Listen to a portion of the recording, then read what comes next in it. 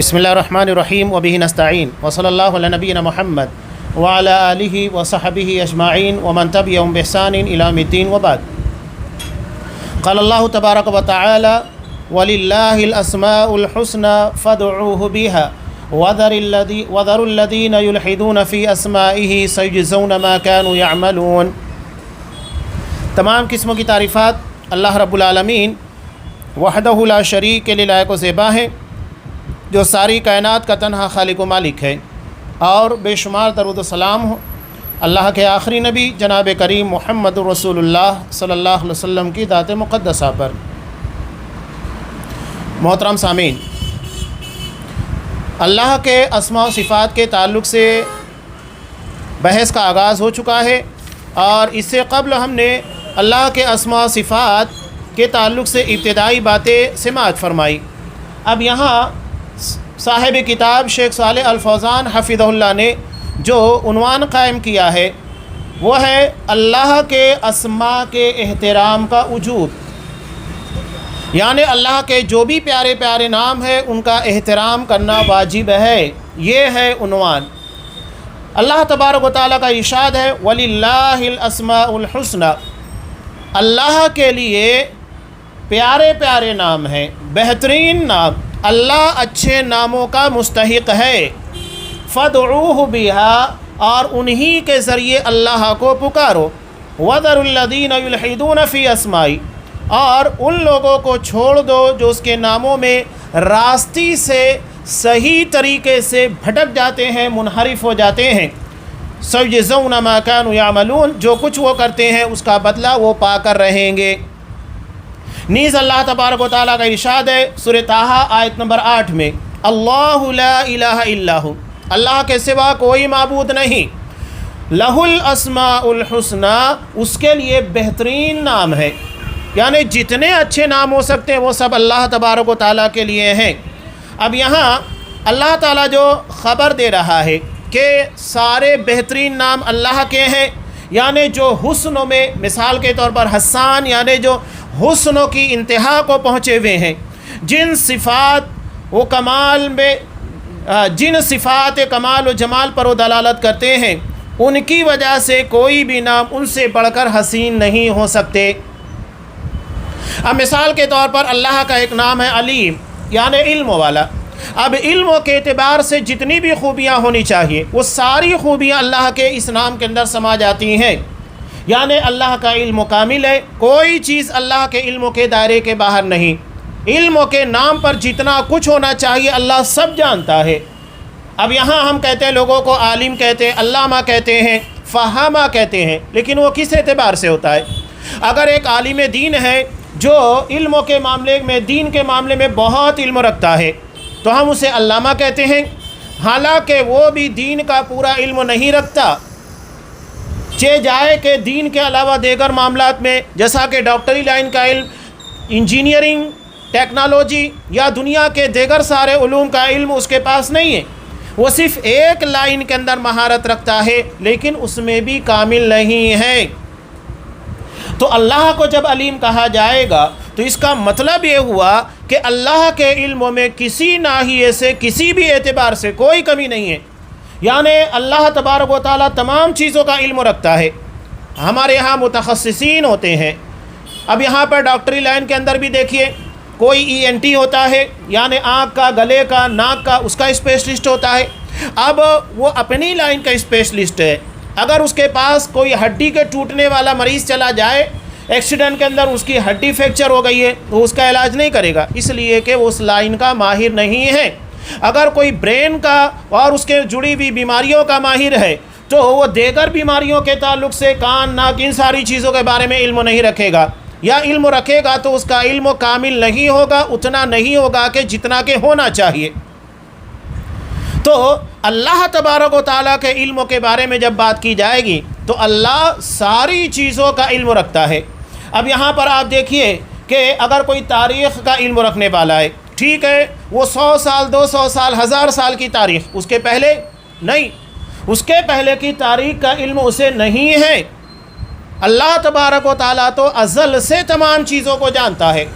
بلکہ کائنات کو پیدا کرنے سے پہلے، جیسا کہ ترمذی کی روایت ہے کہ اللہ نے کائنات کو پیدا کرنے سے 50,000 سال پہلے سب سے پہلے جس چیز کو پیدا کیا پانی کے بعد اور عرش کے بعد، وہ قلم ہے۔ اول ما خلق اللہ القلم، اللہ نے سب سے پہلے یعنی عرش اور پانی کے بعد جو چیز پیدا کی وہ سب سے پہلے قلم ہے۔ سب سے پہلی مخلوق اللہ کی تبارک و تعالیٰ کون سی ہے؟ عرش۔ اور اللہ کی سب سے بڑی مخلوق کون سی ہے؟ عرش۔ ساری چیزوں سے بڑی مخلوق اللہ تبارک و تعالیٰ کی عرش ہے، اور سب سے پہلے اللہ نے اسی کو پیدا کیا، اور اس کے بعد پانی ہے۔ آپ صلی اللہ علیہ وسلم نے کہا وَكَانَ عَرْشُهُ عَلَى الْمَاءِ، جب اللہ نے قلم کو پیدا کیا تو اس وقت اللہ کا عرش پانی کے پر تھا، یعنی اس وقت تو پانی بھی موجود تھا، اللہ نے اسے پیدا کیا تھا۔ تو کائنات کے پیدا کرنے سے 50,000 سال پہلے اللہ نے تقدیر کو لکھ دیا، قلم کو پیدا کیا اور اس کو کہا کہ اکتب، لکھ۔ اس نے کہا کہ اللہ کیا لکھوں؟ ما اکتب، کیا لکھوں؟ تب اللہ تبارک و تعالیٰ نے کہا کہ قیامت تک جو کچھ ہونے والا ہے وہ سب لکھ دے۔ تو کائنات کے پیدا کرنے سے 50,000 سال پہلے اللہ نے قلم کو پیدا کیا اور پوری تقدیر کو لکھا۔ یہ اللہ کا علم ہے، اللہ اتنا علیم ہے، اتنا جاننے والا۔ اب یہی معاملہ اس کی تمام صفات کا ہے۔ سننے والا، اب یہاں پر مثال کے طور پر ہم دیکھتے ہیں انسان پیدا ہونے کے بعد ہی سننا شروع کر دیتا ہے، لیکن کیا سننے کے بعد وہ سمجھ پاتا ہے؟ یعنی بچہ اگر 1 سال کا ہے، 2 سال کا ہے، وہ سمجھ نہیں پاتا سننے کے بعد۔ ایک مدت بیتنے کے بعد اس کو سمجھ میں آتا ہے کہ کیا کہا جا رہا ہے، تب اسے سمجھ میں آتا ہے۔ یعنی وہ سننے والا ہے لیکن سمجھنے والا نہیں۔ تو اللہ کی تمام صفات کامل ہے، کہیں پر کسی طریقے کا کوئی نقص نہیں ہے، چاہے علم ہو، حکمت ہو، سماعت ہو، بصارت ہو، ہر چیز اللہ تبارک و تعالیٰ کی کامل ہے۔ اور اس کے بعد یہاں پر ایک بہت اہم بات انہوں نے بیان کی کہ اللہ کے نام توقیفی ہیں۔ توقیفی کا مطلب یہ ہے کہ اس میں ہم کسی بھی قسم کا رد و بدل نہیں کر سکتے۔ توقیفی کا مطلب، اب مثال کے طور پر اللہ تبارک و تعالیٰ کی ایک صفت ہم کو بتائی گئی کہ وہ بصیر ہے، یا وہ الہ ہے جس سے بنا ہے عبداللہ یعنی اللہ کا بندہ، اسی سے بنا ہے اللہ یعنی عبادت کے لائق۔ تو اب یہ توقیفی نام ہے، اس میں کسی قسم کا رد و بدل نہیں کیا جائے گا، یا کسی اور زبان کے اندر اس کو تبدیل نہیں کیا جائے گا۔ یہاں خاص طور سے جو کہنے کا مقصود ہے، ہمارے یہاں بعض لوگ، اب مثال کے طور پر ہمارے یہاں ہی استعمال ہوتا ہے خدا، یہ اللہ کے ناموں میں سے نہیں ہے لیکن لوگ اس کو استعمال کرتے ہیں۔ فارسی کے اندر، فارسی کا یہ لفظ ہے، اور خدا کا مطلب ہوتا ہے آگے آنے والا۔ یہ اللہ کی کوئی صفت نہیں ہے۔ قرآن و حدیث میں اللہ کے لیے لفظ خدا کہیں استعمال نہیں کیا گیا ہے، لہذا اس کے بارے میں علماء بھی یہی کہتے ہیں کہ احتیاط برتا جائے، اس کو نہیں اللہ کے لیے استعمال کرنا چاہیے۔ جہاں جہاں پر اللہ ہے اس کو اللہ ہی استعمال کیا جائے، خدا استعمال نہیں کیا جائے۔ اب یہاں ضمناً ایک بحث اور بھی آتی ہے، ایشور یا گاڈ، اس طرح کے الفاظ استعمال کیے جاتے ہیں۔ کہتے ہیں کہ ہم اگر غیر کو سمجھانے جائیں تو ٹھیک ہے، یہ لفظ جو ہے گاڈ ہے، ایشور ہے، یہ اللہ کی صفات نہیں ہے۔ جب ہم کہیں کہ ایشور یا گاڈ یعنی جس کی عبادت کی جائے وہ اللہ ہی ہے، تو اللہ کے لیے لفظ اللہ ہی استعمال کیا جائے گا، اس کے لیے ایشور گاڈ استعمال نہیں کیا جائے گا۔ یہ بہت اہم ہے، اللہ کا جو نام ہے وہی استعمال کیا جائے، کوئی دوسرا لفظ وہاں استعمال نہیں ہوگا۔ اب سمپل سی بات ہے، لوگ جیسا کہ خاص طور سے غیر مسلم بھگوان کا لفظ استعمال کرتے ہیں۔ اب میں سمپل سی بات کہتا ہوں کہ اگر یہ کہا جائے کہ بھگوان نے انسانوں کو پیدا کیا، تو بتائیے اس جملے کے پیچھے کیا ہمارے ذہن و دماغ میں اللہ کا تصور آئے گا؟ نہیں آئے گا۔ بھگوان یا ایشور یا گاڈ کہنے کے بعد جو لوگ اس لفظ کو استعمال کرتے ہیں، ان لوگوں کی عقیدت، ان لوگوں کی فکر ہمارے ذہن و دماغ کے اندر آئے گی، لہذا اللہ کے لیے اللہ ہی استعمال کیا جائے، کوئی اور لفظ استعمال نہ کیا جائے، یہ توقیفی ہوتا ہے۔ اسی لیے یہاں پر یہ کہہ رہے ہیں پس ہمیں زیب نہیں دیتا کہ اسے ان ناموں کے علاوہ سے پکاریں جنہیں خود اس نے یا اس کے رسول نے بیان کیا ہے۔ جو اللہ اور رسول نے بیان کیا ہے انہی ناموں کے ساتھ اللہ کو پکارا جائے، باقی اور ناموں کے ساتھ اللہ کو نہیں پکارنا چاہیے۔ اب آگے دیکھیے، اللہ کے جو نام ہے، اس سے پہلے بھی یہ بات گزر چکی ہے، اللہ کے جو نام ہے وہ 99 ہمیں بتائے گئے ہیں، ورنہ اللہ کے نام 99 سے کہیں زیادہ ہیں۔ مسند احمد کی روایت ہے جو آپ صلی اللہ علیہ وسلم اللہ سے دعا کے وقت اپنی عاجزی اور بے کسی کا اظہار کرتے ہوئے پڑھا کرتے تھے، اللہم انی عبدک وابن عبدک وابن امتک ناصیتی بیدک ماض فی حکم عدل فی قضاؤک۔ یہ دعا آپ صلی اللہ علیہ وسلم اللہ سے مانگتے تھے کہ اللہ میں تیرا بندہ ہوں اور تیرے بندے کا بندہ ہوں، تیری بندی کا بندہ ہوں، میری پیشانی یعنی میری سوچنے سمجھنے کی صلاحیت تیرے اختیار میں ہے، میرے بارے میں صرف تیرا ہی حکم چلتا ہے، جو فیصلہ تو کرے وہی میرے بارے میں نافذ ہوگا۔ اس کے بعد آپ صلی اللہ علیہ وسلم کہا کرتے تھے، اسألک بکل اسم ہو لک، میں تیرے ہر اس نام کے ذریعے پکارتا ہوں، سوال کرتا ہوں، مطالبہ کرتا ہوں، دعا کرتا ہوں جو تو نے اپنی ذات کے لیے رکھے ہیں، سمیت بہ نفسک او انزلتہ فی کتابک، یا جسے تو نے اپنی کتاب میں نازل کیا ہے، جو اللہ کی آسمانی کتابیں ہیں، تورات ہے، انجیل ہے، زبور ہے، قرآن مجید ہے۔ اور تیسری بات، او علمتہ احدا من خلقک، یا تو نے اپنی مخلوق میں سے کسی کو اپنا وہ نام بتایا ہے، سکھایا ہے۔ یہ تیسری بات ہوئی۔ اس کے بعد آپ صلی اللہ علیہ وسلم کیا کہتے ہیں، او استأثرت بہ فی علم الغیب عندک، یا وہ نام جسے تو نے اپنے پاس علم غیب میں ترجیحاً رکھا ہے، کسی کو نہیں معلوم ہے اس نام کے بارے میں، وہ اللہ ہی جانتا ہے علم غیب کے ان ناموں کو، اللہ کے سوا کوئی نہیں جانتا۔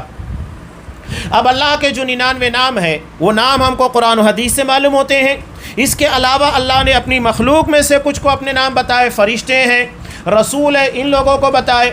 اور تیسری بات کہ اللہ نے وہ نام علم غیب کے اندر رکھا، کسی کو نہیں معلوم، صرف اللہ ہی کو معلوم ہے۔ تو یہ آپ صلی اللہ علیہ وسلم کی دعا ہے جو مسند احمد کے اندر ہے۔ علامہ ابن قیم رحمۃ اللہ علیہ اس کے بارے میں بیان فرماتے ہیں کہ اللہ نے اپنے اسماء کی، ناموں کی 3 قسم بیان کیے، 3 قسم۔ پہلی قسم کیا ہے، اپنی ذات کے لیے ایسے نام رکھے جنہیں اس کے فرشتے یا اپنے علاوہ پر ظاہر کیا لیکن انہیں کتابوں میں نازل نہیں کیا، یعنی اللہ کو تو معلوم ہی ہے، اس کے بعد اللہ نے فرشتوں کے پر اس کا اظہار کیا، اللہ اور فرشتوں کو ہی معلوم ہے، کتابوں میں اللہ نے اس کو نازل نہیں کیا۔ اور دوسری قسم ان ناموں کو اپنی کتاب میں نازل کیا اور ان کی معرفت اپنے بندوں کو دی، جیسا کہ قرآن و حدیث کے اندر اللہ کے 99 ناموں کے بارے میں ہے، یعنی کتاب میں نازل کیا اور بندے اس کے ذریعے اللہ کی معرفت حاصل کرتے ہیں، اللہ کو پہچانتے ہیں۔ اور تیسرے، کچھ ناموں کو اپنے علم غیب میں ترجیحاً رکھا، استأثرت بہ، یعنی اللہ نے ترجیحاً اسے اپنے پاس رکھا، کسی اور کو نہیں بتایا، تو ان کے بارے میں اپنی مخلوق میں سے کسی کو اطلاع نہیں دی، یعنی وہ صرف اللہ تبارک و تعالیٰ ہی جانتا ہے، اللہ کی کوئی مخلوق نہیں جانتی، نہ تو ان ناموں کے بارے میں فرشتوں کو علم ہے، نہ تو رسولوں کو علم ہے، صرف اللہ ہی جانتا ہے۔ تو یہ اللہ کے ناموں کی 3 قسم ہے۔ پہلی قسم یعنی جسے اللہ اور فرشتے بھی جانتے ہیں، یا دوسری چیز اللہ نے جو کتاب میں نازل کیا جسے تمام لوگ جانتے ہیں اور اس کے ذریعے اللہ کی معرفت حاصل ہوتی ہے، اور تیسرا ترجیحاً اللہ نے اپنے پاس رکھا اور اللہ کے علاوہ کوئی نہیں جانتا ہے۔ اب آگے اللہ نے جو بیان کیا کہ اللہ کا یہ فرمان ہے، وَذَرُوا الَّذِينَ يُلْحِدُونَ فِي أَسْمَائِهِ، کہ ان لوگوں کو چھوڑ دو جو اس کے ناموں میں راستی سے منحرف ہو جاتے ہیں۔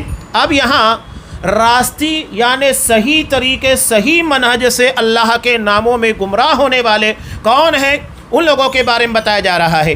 ان کے بارے میں اللہ نے کیا کہا، ان سے اعراض کرو، انہیں چھوڑ دو، اس لیے کہ اللہ ان قریب اس کا بدلہ دے گا۔ اسی لیے اللہ فرماتا ہے، سَيَجْزَوْنَ مَا كَانُوا يَعْمَلُونَ، جو کچھ وہ کرتے رہے ہیں اس کا بدلہ وہ پا کر رہیں گے۔ اب یہ لوگ کون ہیں؟ جو اللہ کے ثابت شدہ ناموں کے اندر تحریف کرتے ہیں، الحاد کرتے ہیں، یعنی معنی کے اندر تبدیلی پیدا کرنے کی کوشش کرتے ہیں۔ تو اللہ کے ناموں میں الحاد کی کئی اقسام ہے۔ سب سے پہلی قسم صاحب کتاب نے بیان کی کہ ان کے ذریعے بتوں کے نام رکھے جائے، یعنی جو نام اللہ کے ہیں ان کے ذریعے بتوں کا نام رکھا جائے، جیسا کہ مشرکین مکہ نے لات رکھا تھا۔ ان لوگوں کا ایک بڑا بت تھا جو لات تھا، اور یہ لات الہ سے بنا تھا، یعنی معبود، اللہ کے نام سے بتوں کا نام رکھا گیا۔ اور عزا یہ کہتے تھے کہ یہ عزیز سے بنا ہوا ہے، یعنی اللہ کی صفت، اللہ کے نام کو بتوں کے لیے استعمال کیا جا رہا ہے۔ تو یہ ایک بڑی گمراہی ہے، الحاد ہے۔ اور دوسرا، اللہ کو ایسے ناموں سے پکارنا جو اس کی جلالت شان کے لائق نہیں، جیسا کہ نصارہ کا پکارنا اب یعنی باپ، وہ اللہ تبارک و تعالیٰ کو باپ کہتے ہیں، اب کہتے ہیں باپ۔ اللہ تبارک و تعالیٰ کے لیے یہ لفظ، یہ صفت زیب نہیں دیتی۔ اور بعض فلاسفہ کا کہنا کہ اپنی ذات کا موجب یا فطری طور پر کام کرنے والی علت کا نام دینا۔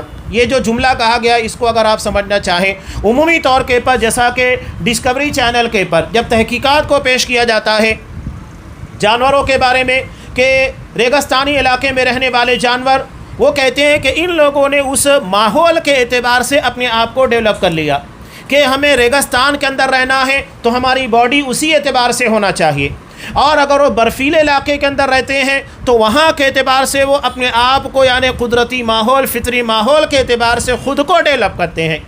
حالانکہ چاہے ریگستان میں رہنے والا یا پانی کے اندر رہنے والا جیو ہو، جانور ہو، یا تو برفیلے علاقوں کے اندر سرد علاقوں میں رہنے والا، اللہ نے اس علاقے اور ماحول کے اعتبار سے انہیں پیدا کیا۔ یہ خود سے ڈیولپ نہیں ہوئے کہ انہیں فطری طور کے پر یہ سارا اختیار مل گیا کہ اپنے آپ کو ماحول کے اعتبار سے کنورٹ کر لے، نہیں، یہی بڑی غلطی اور خامی ہے۔ اور یہاں تیسری قسم الحاد کی بیان کی ہے، ایسی صفت بیان کرنا جس سے وہ بلند ہو اور ان نقائص سے پاک ہو۔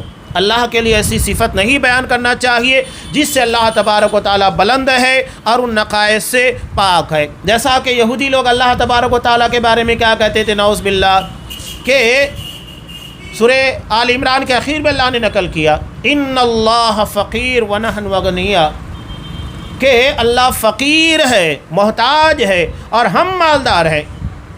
اللہ نے جیسا کہ کئی مقامات کے پر قرآن مجید کے اندر کہا، من ذا الذی یقرض اللہ قرضا حسنا، کون ہے جو اللہ کو قرض حسن دے گا، یعنی کہنے کا مطلب ہے اللہ کی راہ میں مال خرچ کرے گا ضرورت مندوں کے پر، اس کے دین کے لیے، اس کے دین کی نشر و اشاعت کے لیے۔ یہ سیدھا سا اور واضح سا مفہوم تھا، لیکن یہ یہود نالائکی کرتے ہوئے کہا کہتے دیکھو ان کا اللہ محتاج ہو گیا ہے، تبھی یہ مسلمانوں سے قرض مانگ رہا ہے کہ قرض دو، تبھی اللہ کا دین چلے گا، نعوذ باللہ۔ حالانکہ وہ کائنات کا پیدا کرنے والا، ساری کائنات کو عدم سے وجود میں لانے والا، وہ کہاں سے محتاج ہو سکتا ہے؟ تو یہ اللہ کے بارے میں نعوذ باللہ کہتے ہیں۔ علاوہ سے ان لوگوں کا اللہ کے بارے میں یہ بھی سوچنا کہ اللہ 6 دن کے اندر آسمان و زمین کو بنایا، اور سنیچر کے دن جو 7واں دن تھا اس دن اللہ نے آرام کیا، وہ تھک گیا تھا اتنے کام کے کرنے کے بعد، اس لیے اللہ نے سنیچر کے دن آرام کیا۔ اس لیے یہودیوں کے ہاں ہفتے میں جو خوشی کا یا آرام کرنے کا دن ہوتا ہے، ہالیڈے جو ہوتا ہے، وہ سنیچر ہے، سیٹرڈے ہے، جمعہ کا دن نہیں ہے۔ حالانکہ اللہ تبارک و تعالیٰ نے جمعہ کا دن یہود کے پر پیش کیا کہ تم لوگ اپنے ہفتے کی عید اور خوشی منانے والا جو دن ہے وہ جمعہ کو چوائس کرو، لیکن ان لوگوں نے اسے اختیار نہیں کیا، سنیچر بنا لیا۔ اس کے بعد اللہ تبارک و تعالیٰ نے نصرانیوں کے پر، کرسچن کے پر یہ دن پیش کیا، تو انہوں نے جمعہ کو بھی نہیں ایکسیپٹ کیا اور نہ سنیچر کو، بلکہ انہوں نے سنڈے کو، اتوار کے دن کو منتخب کیا، اس دن وہ چھٹی مناتے ہیں۔ اس کے بعد اللہ نے امت محمدیہ کے پر جمعہ کا دن پیش کیا، تو امت محمدیہ گمراہی سے محفوظ رہتے ہوئے جمعہ کے دن کو اختیار کر لیا۔ اسی لیے آپ دیکھیے کہ یہ ہفتے کی عید ہے، پوری دنیا کے اندر مسلمان اسے بڑے اہتمام کے ساتھ مناتے ہیں، جمعہ کے خطبوں کا اہتمام ہوتا ہے اور بہت ساری چیزیں اسی سے جڑی ہوئی ہیں۔ تو یہ لوگ کا یہ عقیدہ ہے کہ 6 دن اللہ نے آسمان و زمین کو پیدا کیا اور اس کے بعد تھک گیا تو 7ویں دن آرام کیا، جبکہ اللہ تبارک و تعالیٰ کو یہ چیزیں زیب نہیں دیتی، اسے نہ اونگ آتی ہے، نہ اللہ تبارک و تعالیٰ سوتا ہے، نہ تھکتا ہے، ہر قسم کے عیب سے اللہ پاک ہے۔ اور ان کا یہ بھی کہنا کہ کہ اللہ کے دونوں ہاتھ بندھے ہوئے ہیں، اللہ کے بارے میں وہ لوگ کیا کہتے تھے کہ ید اللہ مغلولہ، اللہ کا ہاتھ بندھا ہوا ہے، وہ کچھ خرچ نہیں کر پاتا، اپنے بندوں پر لٹا نہیں پاتا، دریا دلی نہیں کر پاتا۔ یہ ان لوگوں کی سوچ ہے، اسی کا رد ہے کہ اللہ کے ہاتھ بندھے ہوئے نہیں ہیں، بلکہ اللہ نے اس کا رد کرتے ہوئے کیا کہا سورہ مائدہ میں، بل یداہ مبسوطتان، اللہ کے دونوں ہاتھ کھلے ہوئے ہیں، ینفق کیف یشاء، اللہ جیسے چاہتا ہے ویسے خرچ کرتا ہے، کوئی اللہ کو روک نہیں سکتا کہ اللہ تو نے فلاں جگہ کیوں خرچ کیا۔ تو یہ اللہ کے بارے میں ایسی صفات نہیں بیان کرنا چاہیے جس سے نقص لازم آتا ہے اور اللہ کی ذات میں عیب ہوتا ہے۔ اور 5ویں نمبر کے پر الہات کی ایک قسم یہاں یہ بیان کی گئی کہ اسماء حسنہ کو ان کے معنی سے معطل قرار دینا، یعنی جو مطلب ہے وہ مانا ہی نہ جائے۔ مطلب کیا ہے؟ اب اللہ کی ایک صفت ہے علیم، اب یہاں ان کے کہنے کا مطلب کیا ہے؟ اللہ علیم ہے لیکن اس کو علم نہیں، نعوذ باللہ، یہ کیا بات ہوئی؟ یعنی وہ علیم ہے لیکن جانتا نہیں، حکیم ہے لیکن اس کے پاس حکمت نہیں، یہ کیسے ممکن ہے کہ اللہ علیم ہونے کے باوجود بھی علم نہیں رکھتا، حکیم ہونے کے باوجود بھی حکمت نہیں رکھتا؟ یہ ممکن ہے؟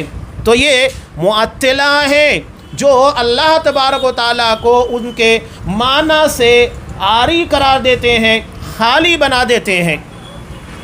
اور جہمیہ اور اس کے متبین کا قول ہے یہ تو فقط الفاظ ہیں، نہ صفات کو شامل ہے اور نہ معنی کو، یعنی اللہ تبارک و تعالیٰ کے بارے میں کہا جائے کہ وہ بصیر ہے لیکن دیکھتا نہیں، یہ کیا بات ہوئی؟ بصیر کا مطلب ہی ہوتا ہے دیکھنے والا، سمیع سننے والا۔ اب اس کا مطلب وہ کیا بیان کرتے؟ اللہ سمیع ہے لیکن سنتا نہیں، اللہ کو اس کے معنی سے عاری قرار دینا، خالی قرار دینا، یہ الہاد ہے۔ اور یہاں پر بھی بعض لوگ خاص طور سے احناف کے عقیدہ پایا جاتا ہے اللہ کے بارے میں کہ وہ لامکانی ہے، یعنی کسی جگہ اللہ نہیں ہے۔ ایک طرف عجیب و غریب بات کہتے ہیں کہ اللہ ہر جگہ موجود ہے، دوسری طرف کہتے ہیں کہ لامکانی ہے، یعنی اس کا کوئی مکان ہی نہیں۔ وہ کہتے ہیں کہ اگر اللہ کو یہ کہا جائے کہ اللہ دائیں ہے، بائیں ہے، نیچے ہے، اوپر ہے، تو ہم اللہ کو ایک جہت میں خاص کر دے رہے، مقید کر دے رہے ہیں، جب کہ اللہ کو زیب نہیں دیتا۔ ہم کون ہوتے ہیں طے کرنے والے اللہ کو کیا زیب دیتا ہے کیا نہیں زیب دیتا؟ وہ اللہ طے کرے گا۔ اور اللہ کے لیے قرآن مجید میں جا بجا جو صفت استعمال کی گئی ہے وہ علو کی ہے، بلندی کی، یعنی اللہ بلندی پر ہے، اللہ عرش پر مستوی ہے، قرار پکڑے ہوئے ہے، اس کے پر بلند ہوا ہے۔ اب اگر کوئی کہتا ہے کہ اللہ تبارک و تعالیٰ لامکانی ہے، وہ کسی جہت کے اندر نہیں ہے، یہ باطل عقیدہ ہے جو اللہ کے لیے زیب نہیں دیتا۔ قرآن مجید میں اللہ کے تعلق سے علی کا لفظ استعمال ہوا، اللہ کی ایک صفت علی ہے، وَهُوَ الْعَلِيُّ الْعَظِيمُ، اللہ سب سے بلند اور سب سے عظیم ہے۔ تو یہ اللہ کی صفت علو ہے۔ تو اللہ کو ہم کہاں مانتے ہیں؟ بلندی میں، بلندی پر، عرشوں کے پر مستوی مانتے ہیں۔ اگر کوئی اللہ کے بارے میں کہتا ہے کہ اللہ کسی جگہ نہیں ہے، یہ بھی باطل عقیدہ ہے۔ اس کا مطلب ہے کہ اللہ علی ہے، بلند ہے لیکن بلندی پر نہیں ہے۔ یہ وہی معطلہ والا، جہمیہ والا عقیدہ ہے کہ اللہ کے لیے جو الفاظ آئے ہیں یہ صرف الفاظ ہے، ان کے معنی اور حقیقت کچھ بھی نہیں ہے، جبکہ یہ غلط ہے۔ اب یہاں معلوم یہ ہوا کہ اللہ کے اسماء و صفات کو جن کمال پر وہ دلالت کرتے ہیں اور جس عظمت شان کے پر دلالت کرتے ہیں، ان کو بغیر تحریف کے، تحریف کا مطلب معنی کو بدل دینا، تحریف کا مطلب کیا ہوا؟ معنی کو بدل دینا۔ معنی بدلنے کا مطلب کیا؟ میں ایک مثال دیتا ہوں۔ پیچھے یہاں پر ایک مدعا اٹھا تھا تو ایک مفتی صاحب نے بات کہی تھی اور وہ انٹرنیشنل لیول کے پر کافی مشہور بھی ہے، غیر مسلموں سے ڈیبیٹ بھی کرتے ہیں، لیکن عقیدے کی خرابی کا نتیجہ کیا ہوتا ہے کہ انسان گمراہ ہو جاتا ہے۔ وہ کہتے ہیں کہ اللہ تبارک و تعالیٰ کا جو ہاتھ ہے تو اس سے ہاتھ مراد نہیں ہے، بلکہ اللہ کے ہاتھ سے مراد تائید ہے، اید یؤید تائیدن، یعنی وہ اللہ کے ہاتھ کو قدرت کے معنی میں لیتے، جیسا کہ معتزلہ وغیرہ کا عقیدہ ہے۔ تو اللہ تبارک و تعالیٰ کے لیے جو لفظ بھی استعمال ہوا ہے وہ اپنے معنی کے پر دلالت کرتا ہے، اس کے معنی کو چینج نہیں کیا جائے گا۔ بعض لوگ کہتے ہیں کہ وجہ اس کا یعنی اللہ تبارک و تعالیٰ کو چہرہ ہے، تو اس چہرے کو وہ لوگ تبدیل کرتے ہیں، معنی کو دوسرے معنی کے اندر بیان کرنے کی کوشش کرتے ہیں۔ تو اللہ کے بارے میں اس طرح کے جو الفاظ آئے ہیں اس میں تحریف نہیں ہوگی۔ اللہ کے لیے لفظ ید ہے یعنی ہاتھ، تو ہاتھ ہی ہے، اس کا مطلب ہم قدرت نہیں لیں گے، طاقت نہیں لیں گے، ہاتھ کا مطلب ہاتھ ہی لیا جائے گا۔ اور اگر کوئی اس کے معنی کو تبدیل کرتا ہے یہی تحریف ہے۔ تو اللہ کے جو نام ہیں جو اپنے کمال اور عظمت شان کے پر دلالت کرتے ہیں تو ان میں تحریف نہیں ہوگی، ان کو ہم بغیر تحریف کے، بغیر تعطیل کے، تعطیل کا مطلب کیا ہوا جیسا کہ پیچھے گزرا، الفاظ ہیں معنی نہیں، یعنی اللہ علیم ہے جاننے والا لیکن اس کو علم نہیں، بغیر علم کے اللہ علیم ہے، بغیر حکمت کے اللہ حکیم ہے، یہ ہے معنی کو خالی قرار دینا تعطیل۔ کیفیت یعنی اللہ کی جو صفات بیان کی گئی ہے اس کی کیفیت بیان کرنے کی کوشش کرنا، اللہ کو ہاتھ ہے تو کیسا ہے، کیسا، یہ کیفیت کیسے سے آتا ہے۔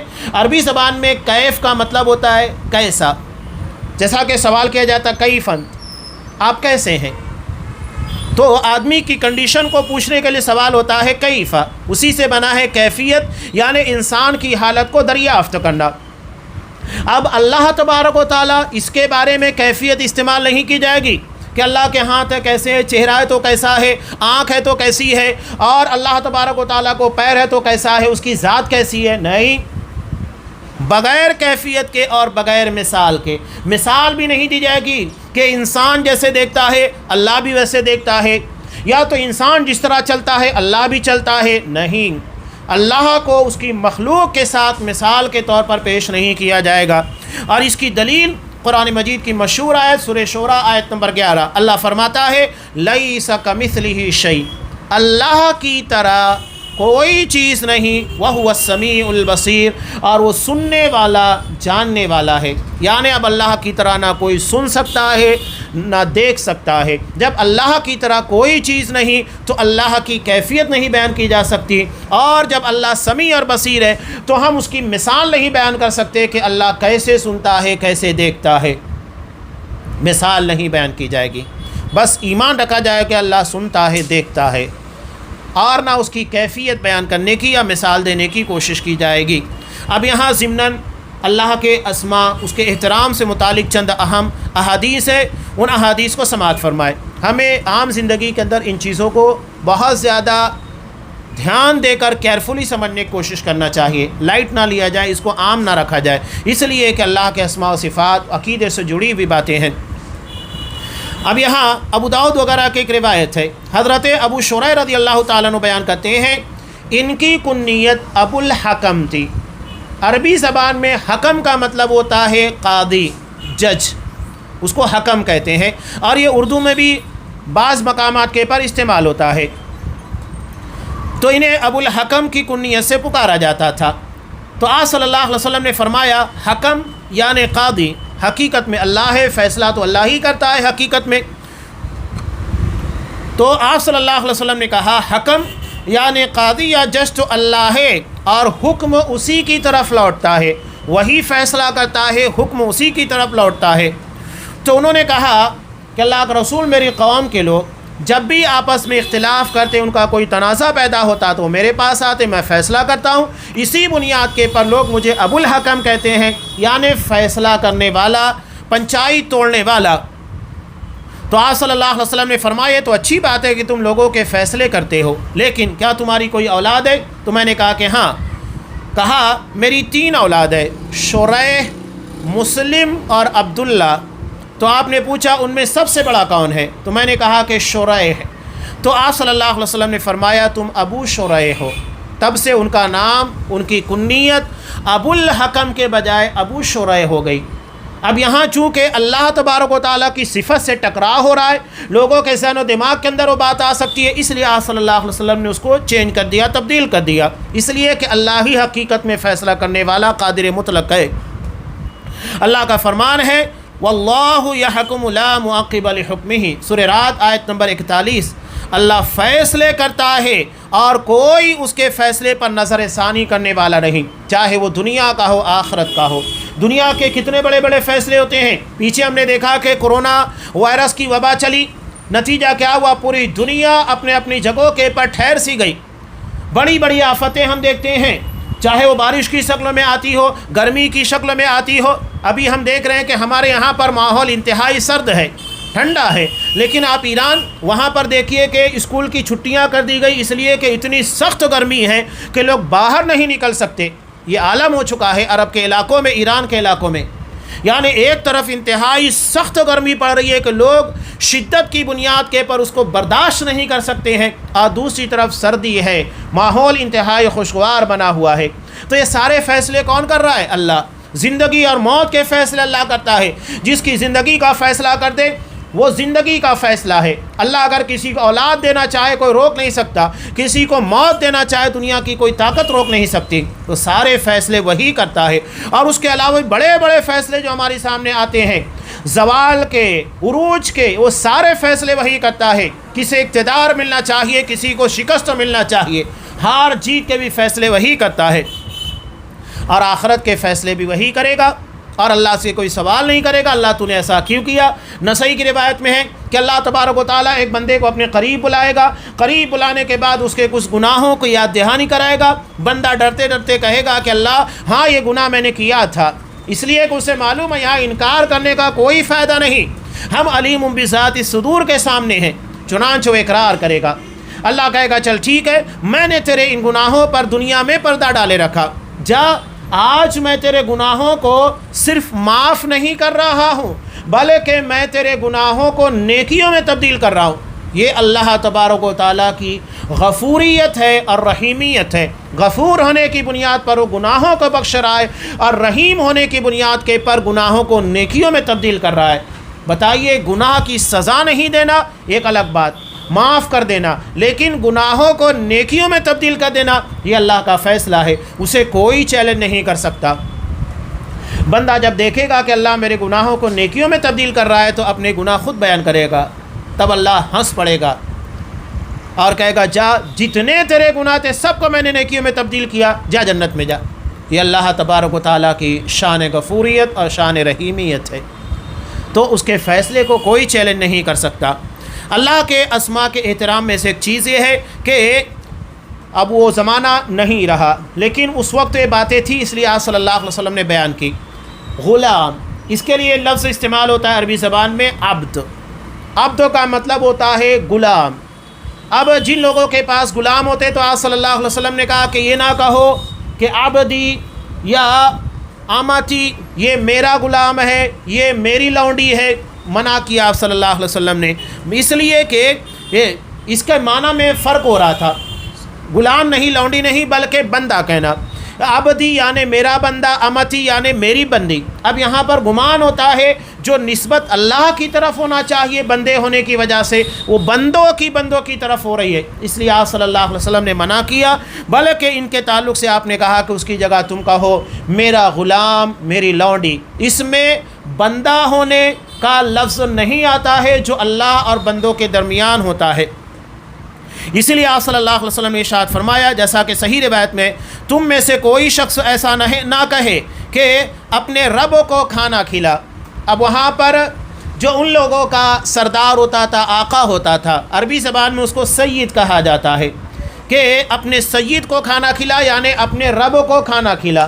اب یہاں رب کا لفظ وہ لوگ استعمال کرتے تھے آقا کے لیے بھی، لہذا آپ صلی اللہ علیہ وسلم نے ایسے تمام مشکوک الفاظ کو جس میں شبہ ہوتا ہے ان سارے الفاظ سے ان لوگوں کو منع کر دیا کہ ایسا استعمال نہیں کرنا ہے، بلکہ اسے کیا کہنا چاہیے، میرا سردار، میرا آقا۔ یہ ایسے الفاظ استعمال کرے جس میں اللہ تبارک و تعالیٰ کی شان کے متعلق جو باتیں وہ نہ آئے۔ اس کے بعد آپ نے کہا کوئی یہ نہ کہے میرا بندہ اور میری بندی، بلکہ یہ کہے میری لونڈی، میرا غلام۔ جس میں ابدیت کا تصور نہیں ہوتا۔ علاوہ ازیں اللہ کے اسماء کے احترام کرنے میں سے یہ بھی ہے، اللہ کے واسطے اگر کوئی چیز مانگے، یعنی اللہ کا واسطہ دے کر۔ کبھی کبھی انسان زندگی میں کسی ایسے موڑ پر پہنچتا ہے جہاں وہ انتہائی پریشان ہوتا ہے، اور وہ اللہ کا حوالہ، اللہ کا واسطہ دیتا ہے کہ اللہ کے واسطے میں تم سے کہہ رہا ہوں میرا یہ کام کر دو، یا قرض کی ضرورت ہے مجھے، اللہ کے واسطے قرض دے دو۔ تو اللہ کا واسطہ اگر دے دیا گیا ہے تو پھر اللہ کے واسطے کی بنیاد کے پر وہ کام، اگر ہمارے پاس طاقت ہے، اس کو نظر انداز نہیں کرنا چاہیے، انکار نہیں کرنا چاہیے۔ حضرت ابن عمر رضی اللہ تعالیٰ عنہ سے روایت ہے کہ رسول اللہ صلی اللہ علیہ وسلم نے فرمایا، جو اللہ کے نام پر پناہ طلب کرے اسے پناہ دو، یعنی اللہ کا حوالہ دے کر کہ اللہ کے نام کے پر تم مجھے پناہ دے دو، اور جو اللہ کے نام پر مانگے اسے عطا کرو۔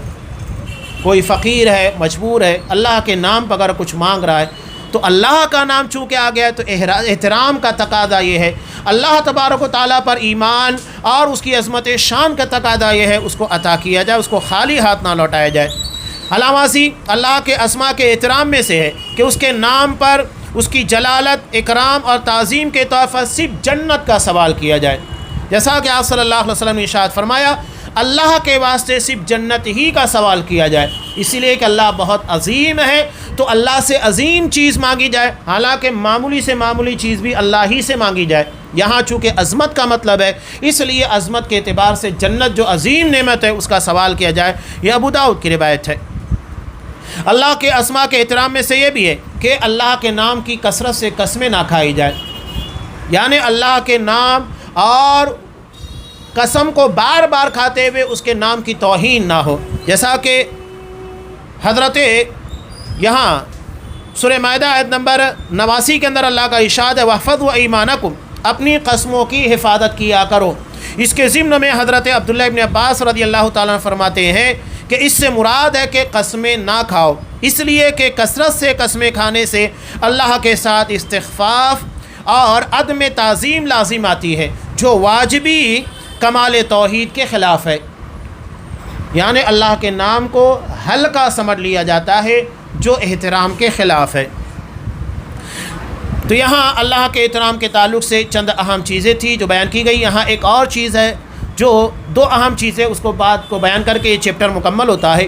اللہ کی عظمت و جلالت کا ایک تقاضا یہ ہے کہ اللہ کو مخلوق کے سامنے سفارشی نہ بنائے، یعنی اللہ مخلوق سے سفارش کرے، نعوذ باللہ۔ اللہ سے سفارش کی جائے گی، اللہ کسی کی سفارش نہیں کرے گا، یہ ایک انتہائی اہم باب ہے۔ جیسا کہ امام شافعی رحمۃ اللہ علیہ کہتے ہیں سفارش اس کے پاس کی جاتی ہے جو اونچا درجہ رکھتا ہے، یعنی اونچے مقام والے کے پاس جا کر سفارش کی جاتی ہے، اور اللہ تعالیٰ اس سے بلند و بالا ہے کہ وہ کسی کے پاس سفارش کرے، لہذا اللہ تبارک و تعالیٰ کو کسی کے سامنے سفارش نہیں بنایا جائے گا۔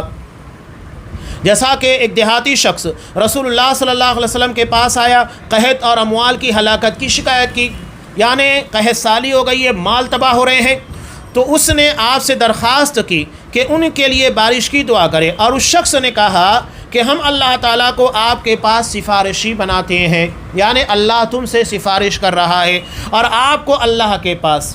تو رسول اللہ صلی اللہ علیہ وسلم مسلسل سبحان اللہ سبحان اللہ سبحان اللہ کہنے لگے۔ سبحان اللہ کا مطلب اللہ بے عیب ہے، اللہ ہر قسم کے عیب سے پاک ہے، یعنی تم اللہ کو عیب دار بنا رہے ہو کہ وہ کسی سے سفارش کرے چاہے رسول سے ہی کیوں نہ ہو۔ تو بار بار کہنے لگے، یہاں تک کہ آپ نے اس بات کا احساس اصحاب کرام کے چہروں پر دیکھا، پھر آپ نے ارشاد فرمایا تجھ پر افسوس ہے، کیا تو اللہ کی حقیقت کو نہیں جانتا؟ اللہ کی شان تو اس سے کہیں زیادہ بڑھ کر ہے، اللہ کو اس کی کسی بھی مخلوق پر سفارشی نہیں بنایا جا سکتا۔ یہ ابو داؤد کی روایت ہے۔ تو یہ اللہ کے اسماء، اس کے احترام کا تقاضا ہے جو یہاں پر اختصار کے ساتھ آپ کے سامنے پیش کیا گیا۔ لہذا اللہ کے ناموں کو، اس کے اسماء و صفات کو جیسا کہ بیان کیا گیا کہ اللہ کے ابتدا میں جو بات بیان کی گئی، اللہ نے اپنے ناموں کے تعلق سے 3 اہم باتیں بیان کی، جیسا کہ مسند احمد کی روایت میں کہ اللہ کے نام جسے اللہ نے کتاب میں نازل کیا جو بندے جانتے ہیں، دوسرا وہ جسے اللہ اور فرشتے جانتے ہیں، کتاب میں نازل نہیں کیا، تیسرا جسے اللہ نے صرف علم غیب کے اندر رکھا ہے۔ اور ان ناموں کو تعطیل، تحریف اور کسی بھی قسم کی تمثیل، ان ساری چیزوں سے پاک ہو کر نہ تو تحریف ہوگی، نہ تعطیل ہوگی، نہ تمثیل ہوگی، نہ تکییف، ان ساری چیزوں سے پاک ہو کر اللہ کے ناموں کو مانا جائے۔ اب ایسی چیزیں جو اللہ کے اسماء و صفات میں بندوں کے ساتھ استعمال کی جاتی ہے، جہاں بندوں کے ساتھ اللہ تبارک و تعالیٰ کی اسماء و صفات خلط مدل ہو رہی ہیں، شبہ پیدا ہو رہا ہے، وہاں ہمیں احتیاط برتنا چاہیے، وہ صرف اللہ ہی کے لیے استعمال کرنا چاہیے، جیسا کہ حکم اور اس طرح کے نام جو اللہ کے لیے ہی زیب دیتے ہیں انہیں بندوں کے لیے استعمال نہ کیا جائے۔ نیز اللہ کے اسماء کا احترام کیا جائے، کسی بھی قسموں کا عیب، کمی اللہ کے ناموں میں یا اس کی عظمت شان میں نہیں آنا چاہیے، یہ اس کے احترام کا تقاضا ہے۔ اللہ تبارک و تعالی ہمیں اس کے اسماء صفات کے پر جیسا ایمان یقین ہونا چاہیے ویسا ایمان و یقین رکھنے کی توفیق دے، ہر قسم کی تحریف، ہر قسم کی تعطیل اور تکییف اور تمثیل سے ہمیں محفوظ رکھے، جیسا سلف ایمان رکھتے تھے ویسا ایمان و عقیدہ اللہ کی ذات صفات کے پر رکھنے کی توفیق دے۔ آمین۔ وآخر دعوانا ان الحمد للہ رب العالمین۔